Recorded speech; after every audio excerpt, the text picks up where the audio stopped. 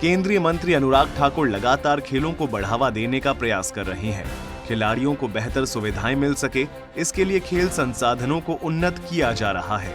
इसी कड़ी में केंद्रीय मंत्री ने हमीरपुर के अणु में बने साई सेंटर में badminton court, mats hall, judo hall और बॉक्सिंग हॉल का उद्घाटन किया।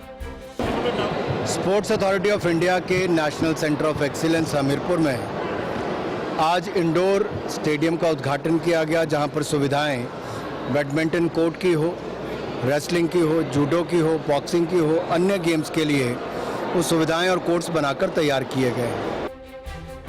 उद्घाटन समारोह के बाद केंद्रीय मंत्री अनुराग ठाकुर ने मौके पर बैडमिंटन खेला, साथ ही बॉक्सिंग रिंग में जाकर बॉक्सिंग पर भी हाथ आजमाया।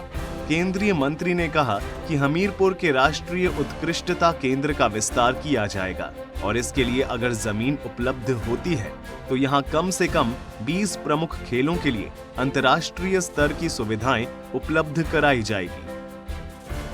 इस पूरी बिल्डिंग को बनने में जहां लगभग 11 वर्ष लग गए, हमने 10 महीने से कम समय के अंदर यहाँ पर सारे कोर्ट्स बनाने का काम, सुविधाएं देने का काम किया है और भविष्य के खिलाड़ी तराशने का और उनको प्रशिक्षण देने का काम national centre of excellence Hamirpur से होगा।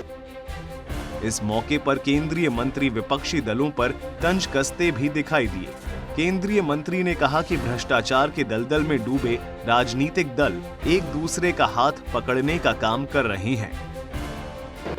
भ्रष्टाचार के दल में डूबे ये राजनीतिक दल अपनी जमीन बचाने के लिए एक दूसरे का हाथ पकड़ने का प्रयास कर रहे हैं, लेकिन इनका भ्रष्टाचारी चेहरा, तुष्टीकरण की राजनीति और देश के खिलाफ कुछ पार्टियों का बोलना, ये अपने आप में इनको भारी पड़ेगा।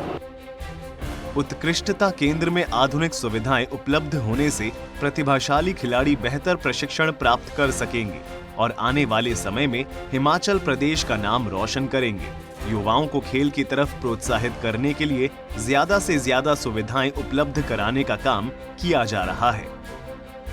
सूर्या समाचार के लिए हमीरपुर से जसबीर कुमार की रिपोर्ट।